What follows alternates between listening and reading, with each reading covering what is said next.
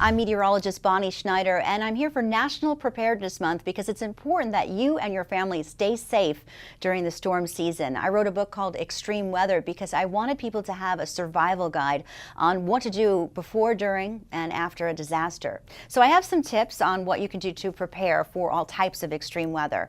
One of the things that we have to deal with, unfortunately, whether it's a snowstorm or a thunderstorm, power outages. And having a portable generator is a great way to keep the lights on and keep your food from spoiling, but you want to make sure that you use the portable generator safely. And one way to do that, of course, is take it outside. The power outages that we have to deal with, the Portable Generator Manufacturers Association recommends the best way to avoid the danger of carbon monoxide, which is invisible and odorless, take it outside. They have a website, takeyourportablegeneratoroutside.com, and that provides great safety tips. So you will make sure if you have to use a generator, you don't put it in the garage or in any other room in the home, it's outside. Another thing I recommend is to preserve those family photos and documents that maybe you don't think about, because so many times these days we're just snapping a picture on our phone, forget about it. But what about family photos, important documents? Those need to be preserved because they're often destroyed in water damage. So how can you do that? And how can you do it quickly? Well, Epson has a solution.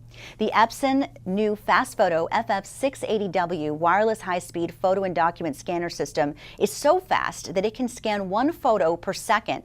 The second generation Fast Photo is the world's fastest personal photo scanner, and it preserves photos and documents. It's a great way just to have peace of mind, so everything that's important to you stays safe. In my book, I talk a lot about emergency supplies and a kit, and I list very detailed things that you should have. And I think most of us know about having a flashlight and batteries and things like that.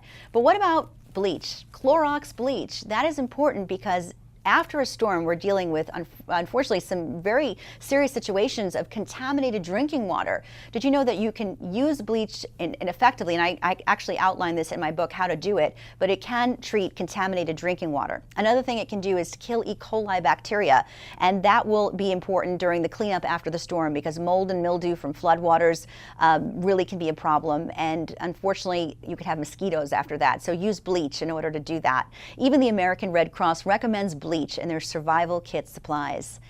Also, I want to talk about small businesses because so many of us just take them for granted that they'll always be open even after a storm. But guess what? That doesn't always happen. In fact, FEMA says that 40% of businesses never recover after a natural disaster. So how can you help?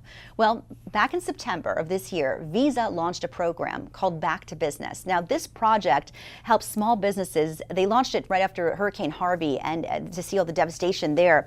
So what this does is it allows people to connect with small businesses. The Visa Back to Business project uses Visa transaction data to help identify small businesses after a natural disaster that have recently processed a transaction. And this helps consumers across the country to support businesses, small businesses. And they could be small businesses in your community or anywhere across the U.S. If you want more information, visa.com/backtobusiness has that information. Well, those are a look at some of the tips that you can do to be prepared for extreme weather. And if you want more information, go to tipsontv.com.